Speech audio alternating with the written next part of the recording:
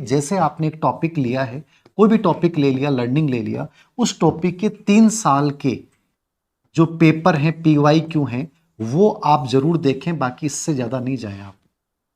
बहुत selected study करनी है, बहुत सिस्टमैटिक स्टडी करनी है, तो जैसे टॉपिक लिया उसके 3 साल की पीवाईक्यू आपने देख ली, उससे आपकी समझ बनी।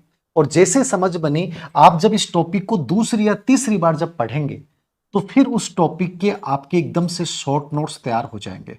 शॉर्ट नोट्स मतलब मान लीजिए मैंने किताब में 50 पेज, क्योंकि अधिगम सबसे बड़ा टॉपिक होता है, लर्निंग या कोई भी आपके जीके का कोई टॉपिक ले लिया, उस टॉपिक को आप 4 से 5 पेज में अपने शॉर्ट नोट्स बना लोगे। और जब कंपटीशन से एग्जाम देने से 20 दिन या 30 दिन पहले आपके पास पूरे सिलेबस के इस प्रकार के शॉर्ट नोट्स बन चुके हैं, तो आप अर्जुन की तरह महाभारत के युद्ध में बहुत आगे निकल चुके हैं। अन्यथा आप पीछे ही रहेंगे, चक्रव्यूह में फंसेंगे और गलतियां करेंगे और मरेंगे। तो ये सबसे इंपॉर्टेंट चीज ये है, टॉपिक पढ़िए, उसकी अच्छे से रीडिंग कीजिए, और रीडिंग करने के बाद 3 साल के पेपर देखिए। जब वो टॉपिक रिवीजन में आए, रिवीजन मतलब आप 7वें दिन उस टॉपिक को जरूर रिवाइज करें। 7वें दिन कीजिए, फिर 14वें दिन या 21वें दिन कीजिए, फिर 28वें दिन कीजिए। इस प्रकार से जब आप रिवीजन करते हैं, 3-4 बार जब रिवीजन में आते हैं, तो उसके शॉर्ट नोट्स बना लीजिए। शॉर्ट नोट्स सबसे बड़ी ताकत होती है पढ़ाई की। रीडिंग अच्छे से कर रहे हैं, शॉर्ट नोट्स आप बना रहे हैं, 3 साल के केवल पीवाईक्यू देख रहे हैं, कंसिस्टेंसी है आपके, नियमितता आपके पढ़ने में है, फिर कोई दिक्कत नहीं है। दूसरा एक सवाल आप लोगों के दिल दिमाग में आता होगा कि सर मैं एक पार्ट को एक साथ पढ़ूं, या लगातार पढ़ लूं, या मैं 2 पार्ट को एक साथ लेके चलूं, या 4 पार्ट को एक साथ लेके चलूं। देखो, मनोविज्ञान के अकॉर्डिंग यदि आप पढ़ाई करते हैं, यदि किसी एक पार्ट को आप एक बार लेके चलते हैं और जब दूसरे पार्ट को आप लेके चलेंगे, तो पहले वाला पार्ट आप भूलना स्टार्ट कर देंगे। मनोविज्ञान ये हमेशा कहता है कि आप हमेशा पूरे टाइम टेबल को डिवाइड करके चलिए। टाइम मैनेजमेंट सबसे इंपॉर्टेंट है। और टाइम मैनेजमेंट में क्या होता है कि आप 3 से 4 पार्ट में पूरे सिलेबस को आपने डिवाइड किया, और प्रॉपरली टाइम दीजिए कि यहां से इससे बहुत ज्यादा प्रश्न आते हैं, इसको मैं ज्यादा टाइम दूंगा, ये मेरा पहले पढ़ा हुआ, इसको मैं कम टाइम दूंगा। लेकिन उन 3 से 4 पार्ट को आप साथ लेके चलिए, और साथ ही रिवीजन कीजिए। रिवीजन मतलब जिस टॉपिक का नंबर 30 दिन आ गया, उसका फिर अगले 14वें दिन आ रहा है, 17वें दिन आ रहा है, वो देख लीजिएगा। लेकिन वो आपको साथ लेके चलना है। ऐसे नहीं है कि आप एक पार्ट को लगातार पढ़ रहे हैं, दूसरा पार्ट 2 महीने बाद में आ रहा है, तो तुम्हारी पढ़ाई जो है वो सही दिशा में नहीं चल रही है।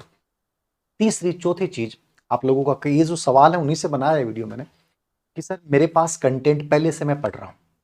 अब मान लीजिए कि कोई एग्जाम में प्रश्न बहुत हटके आ गए, अब मैंने उस कंटेंट को बहुत दिल से पढ़ा है, बहुत अच्छे से पढ़ रखा है, अब मैं क्या करूं, एकदम से नई किताब लेके आऊं क्या? कभी नहीं लेके आनी।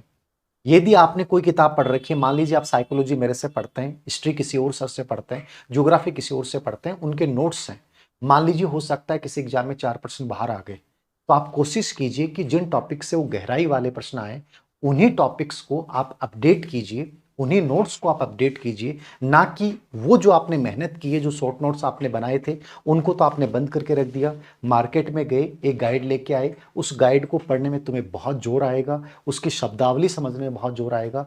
तो ये गलती आप नहीं करें। यदि वो कंटेंट कुल मिला के ठीक है, थोड़ा बहुत ऊपर नीचे हो रहा है, तो उसी कंटेंट को आप सेम रखिए। आप केवल एक काम कीजिए, उस टॉपिक्स को या उन नोट्सों को अपडेट कीजिए।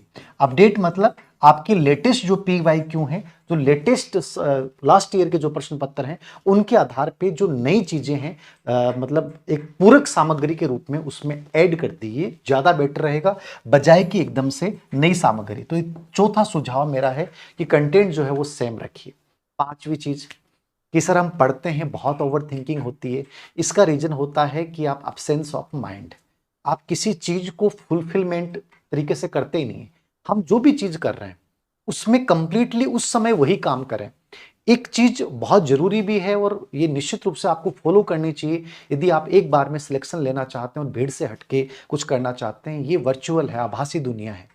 ये जब आप पढ़ रहे हो उस समय बंद होना चाहिए, इसका कंप्लीटली एयरप्लेन मोड पे होना चाहिए। जब तुम्हारा चलाने का मूड हो गया तो तुम 1 घंटे चलाओ, चाहे 2 घंटे चलाओ, तुम्हें यूट्यूब देखना है, किसी टीचर की रणनीति देखने से, मेयर ने बना दी, कोई और टीचर ने बना दी, निश्चित रूप से देखिए आप।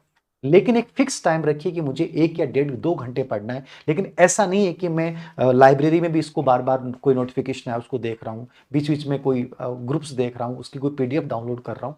ये कंप्लीटली मूर्खता होती है। और जरूरी नहीं होता है सबकी बातें सुनी जाए।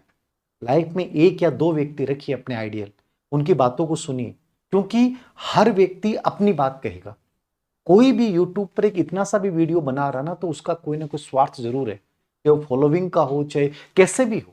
ऐसा कोई इस धरती पे निस्वार्थ व्यक्ति कोई नहीं है। मैंने आपको कई बार बोला है कि फ्री की चीजें भी, उनके पीछे भी एक बहुत बड़ी प्लानिंग होती है। तो ये तो भूल जाइए आप कि ये मुझे बहुत सही होगा, नहीं।